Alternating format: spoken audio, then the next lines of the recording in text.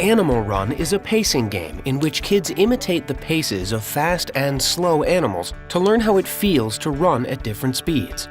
In the process, they also learn to control and modulate their pace. Because kids run constantly in Animal Run, the game also helps build endurance. You can play Animal Run anytime, and it's a great way to work a lot of running into a session. Ready, go! You'll call out the names of different animals, Donkey. challenging your runners to emulate each animal's relative speed. That's the way. And cheetahs! Good group.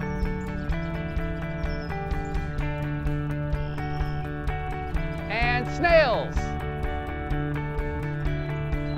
Here are 4 tips for making Animal Run fun and effective. Donkeys again. Slow and steady, that's the way. First, before you start the game, make sure your kids understand the relative speeds of the animals you'll call out. You might need to demonstrate the difference between sprinting like a cheetah and running somewhat slower, but still quickly like a horse. Pick animals that cover a range of 4 general speeds: a walk, a jog, a run, and a sprint. It's good to pick a handful of animals and call them out repeatedly so kids get accustomed to their speeds, but mix in some others to keep your kids on their toes. Limit sprinting to about 10 to 15 seconds at a time. The time for running, jogging, and walking animals can be up to 30 seconds or so, but to keep your kids engaged, don't go much more than 30 seconds without calling a new animal.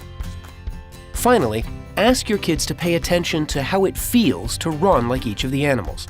Then, after the game, have them talk about their effort and level of fatigue, as well as their form adjustments when they ran at the different speeds. The discussion will reinforce important pacing concepts. Nice job, that's the way, all the way to the finish. Nice work. Give yourselves a hand, that was great. Did you notice that you changed pace at least 4 or 5 different times during that exercise? Yeah.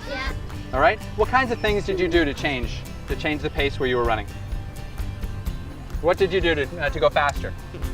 I stopped for about a second, then I started going a little faster and taking a little bigger steps. Right, excellent. So she took bigger steps, and that's one of the ways that she was able to go faster. What happened to your arms when you took bigger steps? What happened to your arms? They got bigger in motion. Okay, good.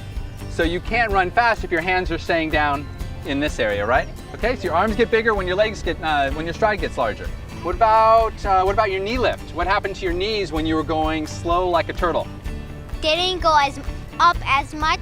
Right, okay. They just kind of stayed down. They stayed down. Your knees stayed down when you were going slow like a snail. And then when you ran like a cheetah, what happened to your knees then? They got higher when I was going faster. Okay.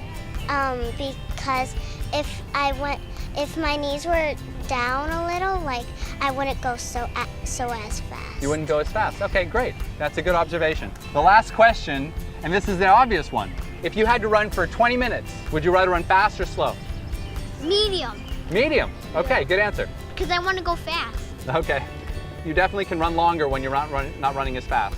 You can only run fast for short distance.